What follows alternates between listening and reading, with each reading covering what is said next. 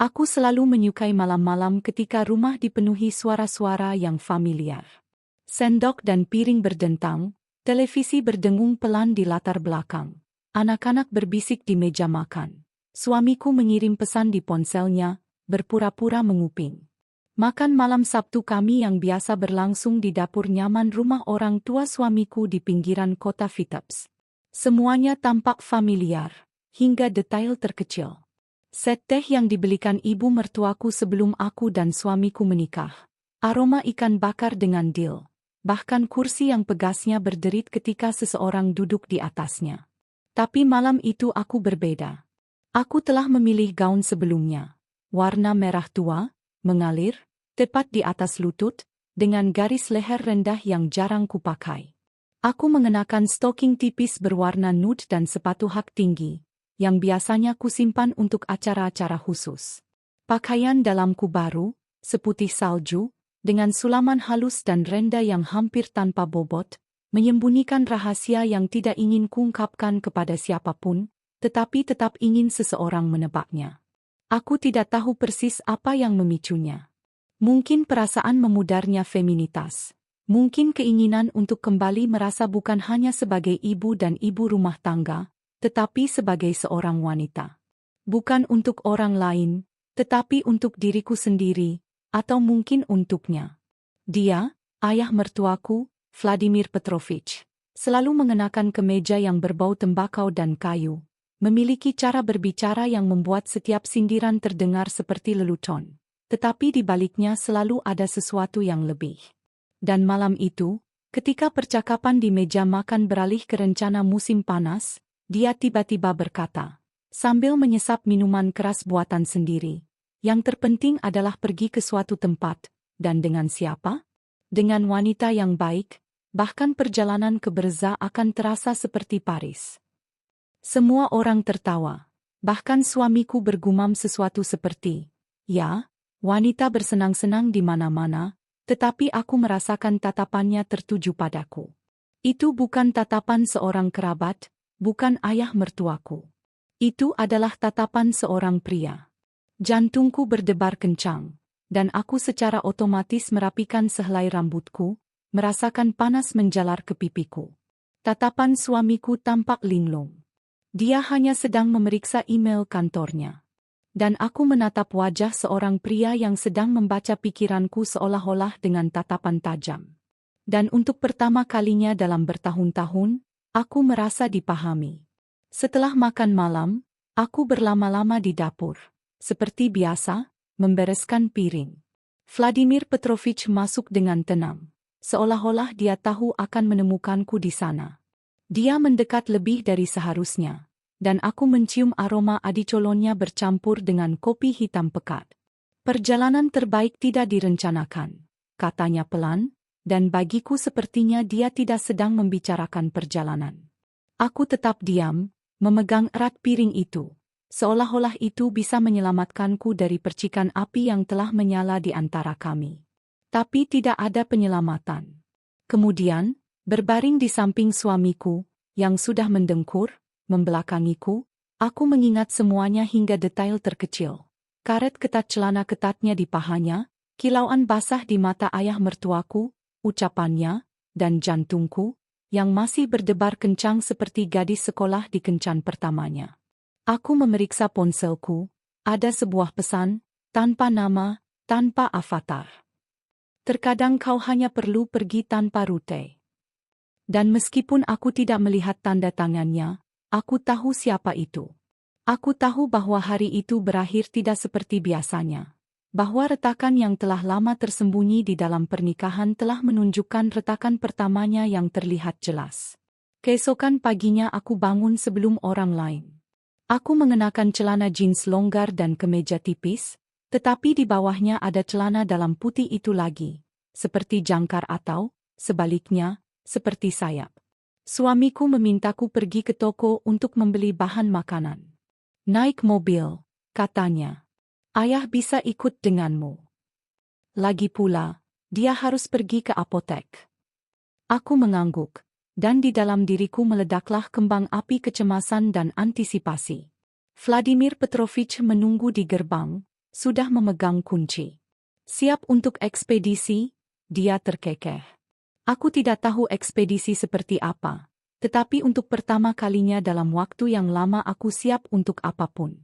Kami berkendara melewati jalan-jalan Vitebsk, di mana salju bulan Maret membentuk pola rendah di kaca. Mobil itu, Skoda tua, berdengung. Rasanya nyaman. Pemanasnya menyala penuh, menciptakan iklim mikro rahasia kecil di dalam kabin. Vladimir Petrovich mengemudi dengan tenang, percaya diri, seolah-olah dia mengenal setiap jalan di sini dengan sentuhan. Radio memutar lagu chanson, dan kami diam, tetapi bukan karena canggung. Setiap meter jalan terasa seperti tali yang tegang, dan aku tahu bahwa jika salah satu dari kami bergerak tiba-tiba, tali itu akan putus. Di toko kelontong, kami bermain peran sebagai pasangan suami istri. Dia mendorong troli, aku memilih, cerewet tentang tenggat waktu, dan dia setuju dengan senyum ramah. Tidak ada yang akan curiga. Ambil wafel ini, kau suka, bisiknya sambil menyerahkan sebungkus wafel kepadaku. Bagaimana kau tahu aku suka? Dia hanya menatap, dan aku menyadari dia tahu lebih banyak tentangku daripada suamiku sendiri, meskipun dia tidak pernah bertanya secara langsung. Saat kami mengantre di kasir, aku merasakan jari-jarinya hampir menyentuh pinggangku. Rasanya hampir lebih menggairahkan daripada sentuhan apapun. Sebuah larangan yang ditekan hingga batasnya. Tubuhku sendiri menegam, seolah mengantisipasi sesuatu yang tak terhindarkan. Ketika kami keluar, hujan es mulai turun. Aku berjalan lebih cepat, tumitku tergelincir di trotoar, dan aku kehilangan keseimbangan. Dia meraih pinggangku, menarikku lebih dekat dari yang seharusnya. Kami berhadapan muka. Napas kami bercampur di udara dingin. Aku merasakan jari-jarinya menembus mantelnya, merasakan betapa tegangnya tubuhnya, bagaimana dia menahan sesuatu di dalam dirinya. Namun, dia menahan diri. Begitu juga aku. Sepatumu berbahaya. Dia terkekeh, tidak melepaskanku. Dan kau pengemudi yang berbahaya, balasanku. Ketika kami sampai di rumah, dia membantuku menurunkan tas-tas belanjaan. Di ambang pintu, sebelum membuka gerbang, jari-jarinya menyentuh tanganku. Sentuhan ringan, hampir tanpa bobot, tetapi meninggalkan rasa panas di tubuhku, seperti terbakar. Aku hampir menjatuhkan tasku. Malam itu, sudah di rumah, aku memilih pakaian dalam, bukan yang putih. Hari ini warnanya hitam, berenda, dengan garis leher tinggi dan tali tipis. Hanya aku yang tahu apa yang ada di baliknya. Apakah hanya aku yang merasa begitu atau tidak? Suamiku menghabiskan sepanjang malam di depan laptopnya. Sesekali melirikku, dan ada rasa iri dalam tatapannya. Atau mungkin dia hanya mencoba mengingat kapan terakhir kali aku bercermin begitu lama. Aku sedang membuat teh di dapur ketika sebuah pesan baru muncul di ponselku. Hari ini kau berbau hujan dan dosa. Hati-hati, aku mulai kehilangan kendali atas titik-titikku. Aku meremas ponselku. Jari-jariku gemetar. Aku ingin menulis balasan, tetapi aku tidak tahu kata-kata apa yang tidak akan menjadi pengkhianatan. Meskipun, mungkin aku sudah memikirkannya. Ulang tahun putri mertuaku seharusnya menjadi acara keluarga lainnya. Kami pergi ke dacha mereka di dekat desa Liozna. Rumah kayu itu berhiaskan karpet dan renda di dalamnya, berbau teh tua dan karangan bunga pinus. Aku mengenakan gaun abu-abu ketat dengan kerah tinggi dan lengan panjang. Tetapi kainnya begitu lembut dan melekat sehingga setiap gerakan menonjolkan lekuk tubuhnya. Di bawahnya, ia mengenakan lingerie merah muda lembut lagi. Bersulam. Sebuah fetis untuk diriku sendiri. Aku perlu merasa diinginkan. Dan aku merasakannya karena aku tahu dia akan ada di sana. Ayah mertuaku tiba paling terakhir dengan buket bunga. Dia menyerahkannya kepadaku seolah-olah bukan kepadaku, tetapi hanya menatapku. Bunga-bunga itu berbau bunga lili dan sesuatu yang lain yang membuat kepalaku pusing. Di dalamnya ada selembar kertas. Bunga-bunga itu hanya mekar di tempat gelap. Apa kabar? Titik? Tubuhku bereaksi lebih cepat daripada pikiranku. Denyut nadi, kehangatan, gemetar. Aku menghindarinya sepanjang malam. Tetapi dia muncul sekarang di dekat kompor. Sekarang di samping ketel. Sekarang membantu anak-anak bermain balon. Pada suatu saat lewat, dia menyentuh jari-jariku, seolah-olah secara tidak sengaja. Aku hampir menjatuhkan cangkir. Suamiku memperhatikan semuanya. Dia menarikku ke arahnya, menciumku. Di pipiku, di depan semua orang, ia berbisik, "Kamu terlihat sangat cantik hari ini." Aku mengangguk dan tersenyum, tetapi dadaku terasa sesak. Setelah makan malam, aku keluar ke teras. Gelap, dingin, dan aku menarik napas dalam-dalam. Ia mengikutiku keluar dengan kopi. Kami berdiri berdampingan, tidak bersentuhan, tetapi udara di antara kami terasa berat. "Kenapa kamu tidak mengatakan apa-apa?" bisikku, tanpa melihat. "Karena jika aku mengatakan apa-apa, kamu tidak akan pergi," jawabnya. Ia tidak menciumku, tetapi tangannya di punggungku tetap di sana bahkan setelah ia kembali ke dalam rumah. Malam itu di rumah, aku tidak bisa tidur lagi. Suamiku mendengkur, menoleh ke arahku. Aku menatap langit-langit. Aku ingin menjadi wanita yang nakal, tetapi lebih ingin hidup. Musim semi di Vitebsk selalu datang tanpa diduga. Bukan dalam bentuk angin hangat, tetapi dengan aroma genangan air yang mencair, matahari cerah yang menerangi setiap celah di plester dan jalanan tempat para remaja mengenakan kaos pertama mereka. Aku juga merasakan matahari menarikku keluar, seolah ingin aku berhenti bersembunyi di balik sweater dan syal. Hari itu aku memakai celana pendek. Bukan jeans, bukan rok. Lebih tepatnya, celana pendek berwarna krem, pendek, berpinggang tinggi, dan berkancing di samping. Celana itu membalut pinggulku dengan ketat, dan garis pakaian dalamku hampir tidak terlihat di bawahnya. Hari ini aku mengenakan setelan dengan elemen transparan, yang sudah lama kuragukan untuk memakainya. Blusnya ringan, putih, sedikit tembus pandang. Aku membiarkan rambutku terurai, membiarkan ikalnya menyentuh bahu dan tulang selangkaku. "Apakah kamu akan berkencan?" Suamiku terkekeh, keluar dari kamar mandi dengan handuk di kepalanya. "Tidak, hanya ke klub sukarelawan. Ingat, kita akan memilah peralatan."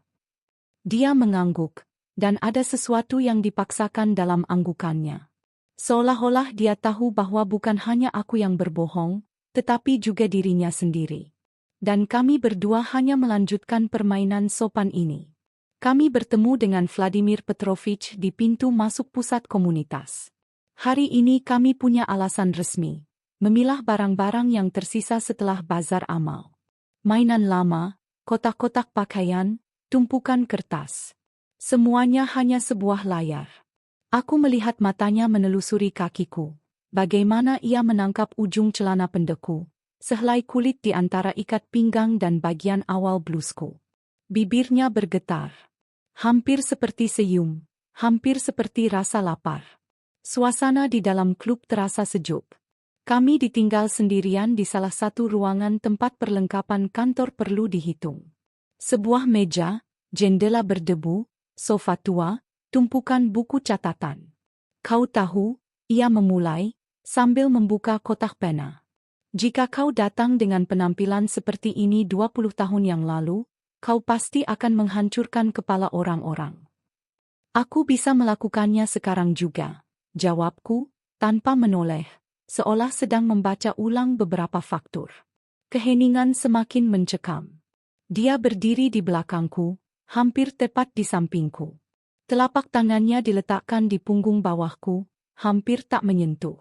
Tubuhku langsung bereaksi, lututku gemetar, punggungku menegang, napasku semakin cepat. "Jangan lakukan ini," bisikku, tetapi tidak menjauh. "Kalau begitu, katakan sedikit lebih keras," bisiknya di leherku, tidak menyentuh dengan bibirnya, tetapi begitu dekat hingga kulitku terasa terbakar. Dia tidak menciumku, dia hanya memelukku melalui kain, melalui ketegangan, melalui aliran darah di setiap inci tubuhku. Rasanya seperti tarian tanpa musik, tetapi kami berdua tahu ritmenya. Beberapa menit kemudian, pintu dibanting di ruangan sebelah. Seseorang telah datang. Kami langsung berpisah, seolah-olah kami telah terbakar. Aku kembali menyortir, dia kembali ke folder-folder. Tetapi udara tidak lagi berbau kertas. Itu berbau larangan, berbau kehidupan. Di malam hari, aku duduk di balkon dengan segelas teh, menyaksikan anak-anak berlarian di halaman. Suamiku ada di rumah, berjalan diam-diam, dan aku tahu dia mengawasiku, bukan secara terang-terangan, tapi dengan suara pelan. Ponselku bergetar.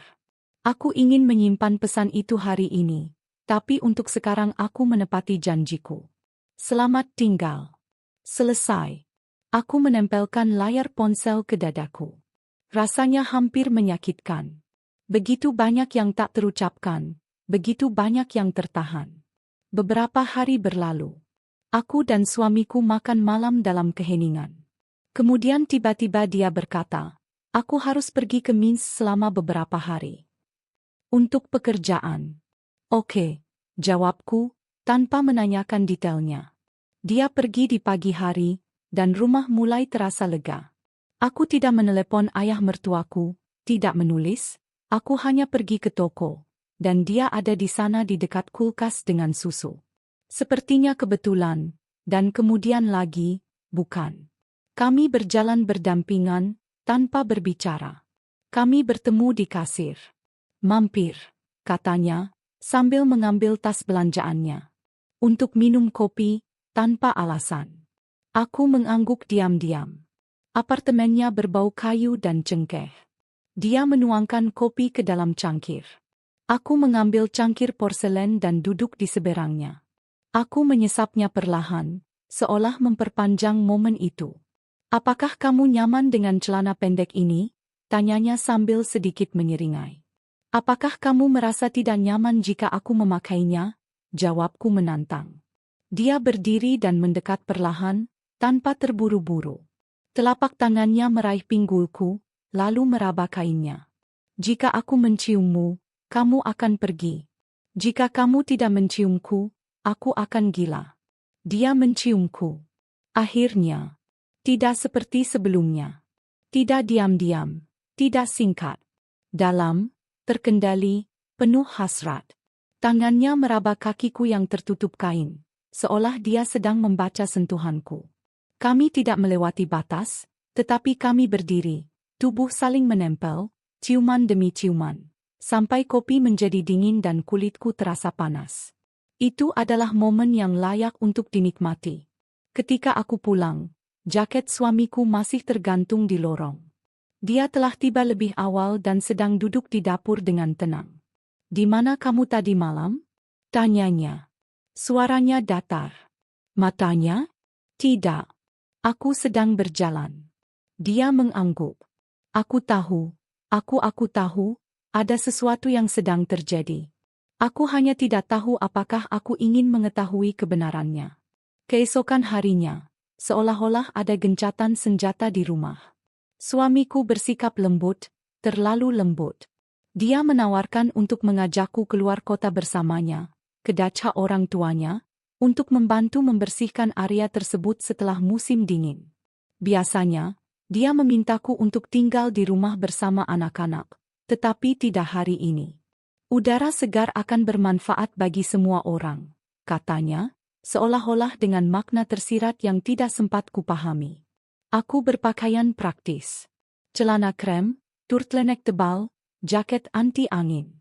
Tapi aku memilih pakaian dalamku hampir untuk menyakiti diriku sendiri.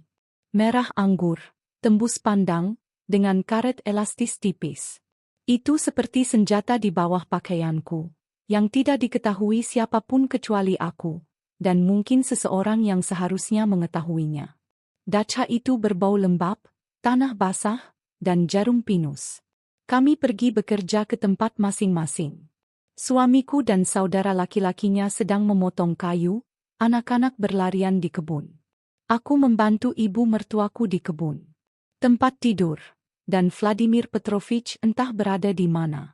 Tapi aku merasakannya. Aku tahu dia sedang mengawasi. Dia mendekatiku di gudang, tempat aku sedang meletakkan peralatan. Cahaya menembus celah-celah papan. Debu berterbangan di udara. "Mengapa kau datang jika kau tahu aku akan berada di sini?"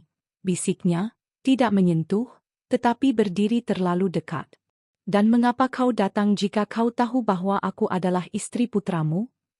Dia tidak menjawab. Dia hanya meletakkan tangannya di rak kayu di kedua sisiku, mempersempit jarak. Aku merasakan napasnya, kehangatannya melalui kain dan napasku sendiri yang tidak pasti dan tersengal-sengal. Jari-jarinya menyentuh pipiku. Sebentar saja, seolah-olah secara tidak sengaja, tetapi cukup bagiku untuk merasakan semua yang ada di perut bagian bawahku berkontraksi dengan hasrat. "Kita menjadi gila," bisikku. "Tapi kita masih hidup." Keheningan itu dipecah oleh suara suamiku dari jalan. "Apakah kau tersesat di sana?" Vladimir menjauh. Aku pergi seolah-olah tidak terjadi apa-apa, dengan garpu di tangan dan lutut gemetar. Malam itu, ketika aku pulang, suamiku memberitahuku bahwa perjalanan bisnisnya ke Minsk sekarang untuk waktu yang lama. Sekitar 3 minggu. "Mereka akan membantumu mengurus anak-anak. Ayah ada di sini, dan ibu juga." "Oke," jawabku. Dia mencium keningku sebelum pergi. "Kau tidak akan mengkhianatiku, kan?" bisiknya pelan, hampir lembut. Aku tetap diam. Itulah jawabannya. Hari kepergiannya adalah titik balik. Aku sendiri yang menelepon ayah mertuaku. Aku perlu mengantarkan sesuatu. Dokumen untuk sebuah acara. Dia mengerti. Setengah jam kemudian, kami berada di apartemennya. Tanpa kopi, tanpa sepatah kata pun. Kami berdiri di tengah ruang tamu, dan aku merasakan darah berdenyut di pelipisku. Dia memperhatikanku perlahan melepas mantelku, seolah-olah itu adalah lapisan perlindungan terakhir. Di bawahnya, aku juga mengenakan linen, merah anggur, dengan sisipan transparan dan pola berbentuk bunga, yang terletak tepat di tempat hasrat lahir. Dia mendekatiku dengan tenang, menyentuh bahuku, menggerakkan jarinya di sepanjang tulang selangkaku, di sepanjang garis besthalter, di sepanjang sisiku, meluncur ke bawah, tepat ke garis pinggangku. Aku selalu menyukai malam-malam ketika rumah dipenuhi suara-suara yang familiar. Sendok dan piring berdentang, televisi berdengung pelan di latar belakang. Anak-anak berbisik di meja makan. Suamiku mengirim pesan di ponselnya, berpura-pura menguping. Makan malam Sabtu kami yang biasa berlangsung di dapur nyaman rumah orang tua suamiku di pinggiran kota Vitebsk. Semuanya tampak familiar, hingga detail terkecil. Set teh yang dibelikan ibu mertuaku sebelum aku dan suamiku menikah. Aroma ikan bakar dengan dill. Bahkan kursi yang pegasnya berderit ketika seseorang duduk di atasnya. Tapi malam itu aku berbeda. Aku telah memilih gaun sebelumnya. Warna merah tua, mengalir, tepat di atas lutut, dengan garis leher rendah yang jarang kupakai. Aku mengenakan stoking tipis berwarna nude dan sepatu hak tinggi, yang biasanya kusimpan untuk acara-acara khusus. Pakaian dalamku baru, seputih salju, dengan sulaman halus dan renda yang hampir tanpa bobot, menyembunyikan rahasia yang tidak ingin kuungkapkan kepada siapapun, tetapi tetap ingin seseorang menebaknya. Aku tidak tahu persis apa yang memicunya. Mungkin perasaan memudarnya feminitas. Mungkin keinginan untuk kembali merasa bukan hanya sebagai ibu dan ibu rumah tangga, tetapi sebagai seorang wanita. Bukan untuk orang lain, tetapi untuk diriku sendiri, atau mungkin untuknya. Dia, ayah mertuaku, Vladimir Petrovich, selalu mengenakan kemeja yang berbau tembakau dan kayu, memiliki cara berbicara yang membuat setiap sindiran terdengar seperti lelucon, tetapi di baliknya selalu ada sesuatu yang lebih. Dan malam itu, ketika percakapan di meja makan beralih ke rencana musim panas, dia tiba-tiba berkata, sambil menyesap minuman keras buatan sendiri, yang terpenting adalah pergi ke suatu tempat, dan dengan siapa? Dengan wanita yang baik, bahkan perjalanan ke Breza akan terasa seperti Paris. Semua orang tertawa, bahkan suamiku bergumam sesuatu seperti, ya, wanita bersenang-senang di mana-mana, Tetapi aku merasakan tatapannya tertuju padaku. Itu bukan tatapan seorang kerabat, bukan ayah mertuaku. Itu adalah tatapan seorang pria. Jantungku berdebar kencang, dan aku secara otomatis merapikan sehelai rambutku, merasakan panas menjalar ke pipiku. Tatapan suamiku tampak linglung. Dia hanya sedang memeriksa email kantornya. Dan aku menatap wajah seorang pria yang sedang membaca pikiranku seolah-olah dengan tatapan tajam. Dan untuk pertama kalinya dalam bertahun-tahun, aku merasa dipahami. Setelah makan malam, aku berlama-lama di dapur. Seperti biasa, membereskan piring. Vladimir Petrovich masuk dengan tenang. Seolah-olah dia tahu akan menemukanku di sana. Dia mendekat lebih dari seharusnya. Dan aku mencium aroma adicolonnya bercampur dengan kopi hitam pekat. Perjalanan terbaik tidak direncanakan, katanya pelan, dan bagiku sepertinya dia tidak sedang membicarakan perjalanan. Aku tetap diam, memegang erat piring itu, seolah-olah itu bisa menyelamatkanku dari percikan api yang telah menyala di antara kami. Tapi tidak ada penyelamatan. Kemudian, berbaring di samping suamiku, yang sudah mendengkur, membelakangiku, aku mengingat semuanya hingga detail terkecil. Karet ketat celana ketatnya di pahanya, kilauan basah di mata ayah mertuaku, ucapannya, dan jantungku, yang masih berdebar kencang seperti gadis sekolah di kencan pertamanya. Aku memeriksa ponselku, ada sebuah pesan, tanpa nama, tanpa avatar. Terkadang kau hanya perlu pergi tanpa rute.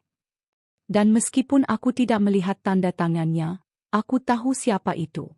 Aku tahu bahwa hari itu berakhir tidak seperti biasanya. Bahwa retakan yang telah lama tersembunyi di dalam pernikahan telah menunjukkan retakan pertamanya yang terlihat jelas. Keesokan paginya aku bangun sebelum orang lain. Aku mengenakan celana jeans longgar dan kemeja tipis, tetapi di bawahnya ada celana dalam putih itu lagi, seperti jangkar atau, sebaliknya, seperti sayap. Suamiku memintaku pergi ke toko untuk membeli bahan makanan. Naik mobil, katanya. Ayah bisa ikut denganmu. Lagi pula, dia haru. Pergi ke apotek. Aku mengangguk, dan di dalam diriku meledaklah kembang api kecemasan dan antisipasi. Vladimir Petrovich menunggu di gerbang, sudah memegang kunci. Siap untuk ekspedisi, dia terkekeh. Aku tidak tahu ekspedisi seperti apa, tetapi untuk pertama kalinya dalam waktu yang lama aku siap untuk apapun. Kami berkendara melewati jalan-jalan Vitebsk, di mana salju bulan Maret membentuk pola rendah di kaca. Mobil itu, Skoda tua, berdengung. Rasanya nyaman. Pemanasnya menyala penuh, menciptakan iklim mikro rahasia kecil di dalam kabin. Vladimir Petrovich mengemudi dengan tenang, percaya diri, seolah-olah dia mengenal setiap jalan di sini dengan sentuhan. Radio memutar lagu chanson, dan kami diam, tetapi bukan karena canggung. Setiap meter jalan terasa seperti tali yang tegang, dan aku tahu bahwa jika salah satu dari kami bergerak tiba-tiba, tali itu akan putus. Di toko kelontong, kami bermain peran sebagai pasangan suami istri. Dia mendorong troli, aku memilih, cerewet tentang tenggat waktu, dan dia setuju dengan senyum ramah. Tidak ada yang akan curiga. Ambil wafel ini, kau suka, bisiknya sambil menyerahkan sebungkus wafel kepadaku. Bagaimana kau tahu aku suka? Dia hanya menatap, dan aku menyadari dia tahu lebih banyak tentangku daripada suamiku sendiri, meskipun dia tidak pernah bertanya secara langsung. Saat kami mengantre di kasir, aku merasakan jari-jarinya hampir menyentuh pinggangku. Rasanya hampir lebih menggairahkan daripada sentuhan apapun. Sebuah larangan yang ditekan hingga batasnya. Tubuhku sendiri menegam, seolah mengantisipasi sesuatu yang tak terhindarkan. Ketika kami keluar, hujan es mulai turun. Aku berjalan lebih cepat, tumitku tergelincir di trotoar, dan aku kehilangan keseimbangan. Dia meraih pinggangku, menarikku lebih dekat dari yang seharusnya. Kami berhadapan muka. Napas kami bercampur di udara dingin. Aku merasakan jari-jarinya menembus mantelnya, merasakan betapa tegangnya tubuhnya, bagaimana dia menahan sesuatu di dalam dirinya. Namun, dia menahan diri. Begitu juga aku. Sepatumu berbahaya. Dia terkekeh, tidak melepaskanku. Dan kau pengemudi yang berbahaya, balasanku. Ketika kami sampai di rumah, dia membantuku menurunkan tas-tas belanjaan. Di ambang pintu, sebelum membuka gerbang, jari-jarinya menyentuh tanganku. Sentuhan ringan, hampir tanpa bobot, tetapi meninggalkan rasa panas di tubuhku, seperti terbakar. Aku hampir menjatuhkan tasku. Malam itu, sudah di rumah, aku memilih pakaian dalam, bukan yang putih. Hari ini warnanya hitam, berenda, dengan garis leher tinggi dan tali tipis. Hanya aku yang tahu apa yang ada di baliknya. Apakah hanya aku yang merasa begitu atau tidak? Suamiku menghabiskan sepanjang malam di depan laptopnya. Sesekali melirikku, dan ada rasa iri dalam tatapannya. Atau mungkin dia hanya mencoba mengingat kapan terakhir kali aku bercermin begitu lama. Aku sedang membuat teh di dapur ketika sebuah pesan baru muncul di ponselku. Hari ini kau berbau hujan dan dosa. Hati-hati, aku mulai kehilangan kendali atas titik-titikku. Aku meremas ponselku. Jari-jariku gemetar. Aku ingin menulis balasan, tetapi aku tidak tahu kata-kata apa yang tidak akan menjadi pengkhianatan. Meskipun, mungkin aku sudah memikirkannya. Ulang tahun putri mertuaku seharusnya menjadi acara keluarga lainnya. Kami pergi ke dacha mereka di dekat desa Liozna. Rumah kayu itu berhiaskan karpet dan renda di dalamnya, berbau teh tua dan karangan bunga pinus. Aku mengenakan gaun abu-abu ketat dengan kerah tinggi dan lengan panjang. Tetapi kainnya begitu lembut dan melekat sehingga setiap gerakan menonjolkan lekuk tubuhnya. Di bawahnya, ia mengenakan lingerie merah muda lembut lagi. Bersulam. Sebuah fetis untuk diriku sendiri. Aku perlu merasa diinginkan. Dan aku merasakannya karena aku tahu dia akan ada di sana.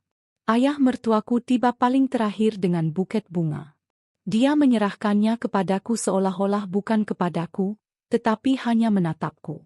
Bunga-bunga itu berbau bunga lili dan sesuatu yang lain yang membuat kepalaku pusing. Di dalamnya ada selembar kertas. Bunga-bunga itu hanya mekar di tempat gelap. Apa kabar? Titik? Tubuhku bereaksi lebih cepat daripada pikiranku. Denyut nadi, kehangatan, gemetar. Aku menghindarinya sepanjang malam. Tetapi dia muncul sekarang di dekat kompor. Sekarang di samping ketel. Sekarang membantu anak-anak bermain balon. Pada suatu saat lewat, dia menyentuh jari-jariku, seolah-olah secara tidak sengaja. Aku hampir menjatuhkan cangkir. Suamiku memperhatikan semuanya. Dia menarikku ke arahnya, menciumku. Di pipiku, di depan semua orang, ia berbisik, "Kamu terlihat sangat cantik hari ini." Aku mengangguk dan tersenyum, tetapi dadaku terasa sesak. Setelah makan malam, aku keluar ke teras. Gelap, dingin, dan aku menarik napas dalam-dalam. Ia mengikutiku keluar dengan kopi. Kami berdiri berdampingan, tidak bersentuhan, tetapi udara di antara kami terasa berat. "Kenapa kamu tidak mengatakan apa-apa?" bisikku, tanpa melihat. "Karena jika aku mengatakan apa-apa, kamu tidak akan pergi," jawabnya.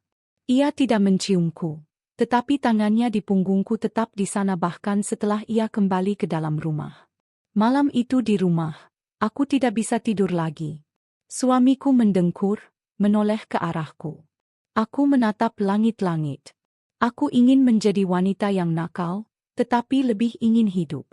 Musim semi di Vitebsk selalu datang tanpa diduga. Bukan dalam bentuk angin hangat, tetapi dengan aroma genangan air yang mencair, matahari cerah yang menerangi setiap celah di plester dan jalanan tempat para remaja mengenakan kaos pertama mereka.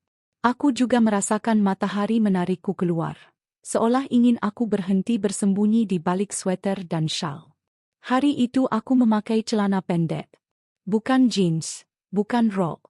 Lebih tepatnya, celana pendek berwarna krem, pendek, berpinggang tinggi, dan berkancing di samping. Celana itu membalut pinggulku dengan ketat, dan garis pakaian dalamku hampir tidak terlihat di bawahnya. Hari ini aku mengenakan setelan dengan elemen transparan, yang sudah lama kuragukan untuk memakainya. Blusnya ringan, putih, sedikit tembus pandang. Aku membiarkan rambutku terurai, membiarkan ikalnya menyentuh bahu dan tulang selangkaku. Apakah kamu akan berkencan? Suamiku terkekeh, keluar dari kamar mandi dengan handuk di kepalanya. Tidak, hanya ke klub sukarelawan. Ingat, kita akan memilah peralatan. Dia mengangguk, dan ada sesuatu yang dipaksakan dalam anggukannya. Seolah-olah dia tahu bahwa bukan hanya aku yang berbohong, tetapi juga dirinya sendiri. Dan kami berdua hanya melanjutkan permainan sopan ini. Kami bertemu dengan Vladimir Petrovich di pintu masuk pusat komunitas. Hari ini kami punya alasan resmi, memilah barang-barang yang tersisa setelah bazar amal. Mainan lama, kotak-kotak pakaian, tumpukan kertas. Semuanya hanya sebuah layar. Aku melihat matanya menelusuri kakiku. Bagaimana ia menangkap ujung celana pendekku, sehelai kulit di antara ikat pinggang dan bagian awal blusku. Bibirnya bergetar. Hampir seperti senyum, hampir seperti rasa lapar. Suasana di dalam klub terasa sejuk. Kami ditinggal sendirian di salah satu ruangan tempat perlengkapan kantor perlu dihitung. Sebuah meja, jendela berdebu, sofa tua, tumpukan buku catatan. Kau tahu, ia memulai, sambil membuka kotak pena. Jika kau datang dengan penampilan seperti ini 20 tahun yang lalu, kau pasti akan menghancurkan kepala orang-orang. Aku bisa melakukannya sekarang juga, jawabku, tanpa menoleh, seolah sedang membaca ulang beberapa faktur. Keheningan semakin mencekam. Dia berdiri di belakangku, hampir tepat di sampingku. Telapak tangannya diletakkan di punggung bawahku, hampir tak menyentuh. Tubuhku langsung bereaksi, lututku gemetar, punggungku menegang, napasku semakin cepat. Jangan lakukan ini, bisikku, tetapi tidak menjauh. Kalau begitu, katakan sedikit lebih keras. Bisiknya di leherku, tidak menyentuh dengan bibirnya, tetapi begitu dekat hingga kulitku terasa terbakar.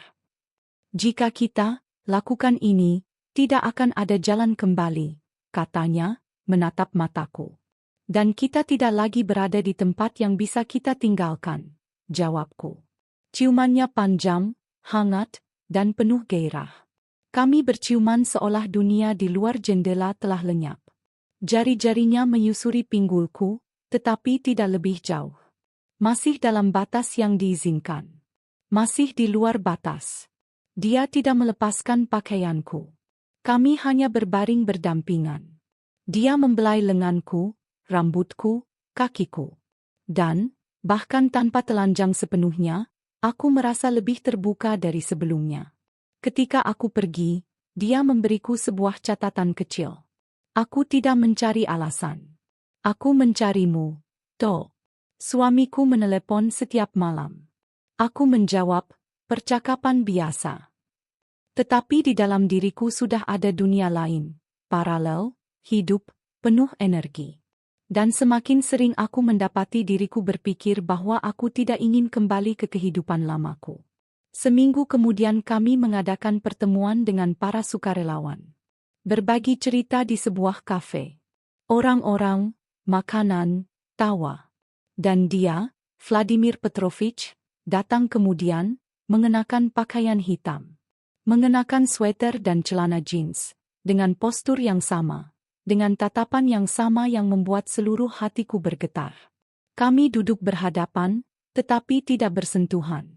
Tidak ada yang akan memperhatikan apapun, kecuali mungkin suamiku, jika dia ada di dekatku. Tapi dia jauh. Di bawah meja, sepatunya menyentuh pergelangan kakiku. Sentuhan ringan.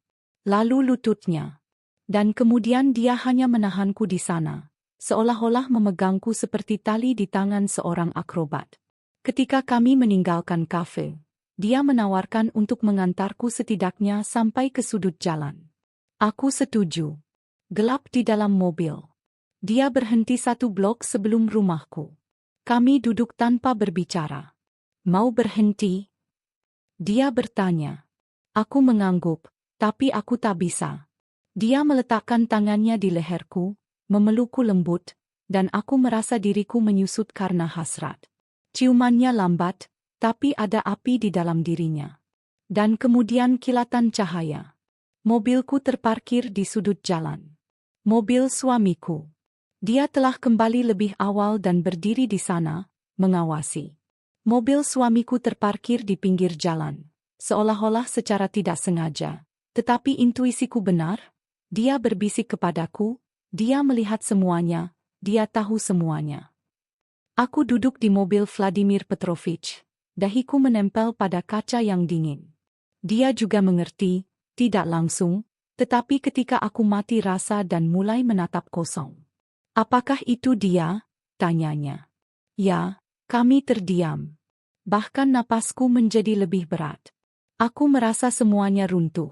Tanah terlepas dari bawah kakiku. Aku harus pergi, bisikku. Tidak, kau harus berpikir. Dia menggenggam tanganku erat-erat, hampir menyakitkan.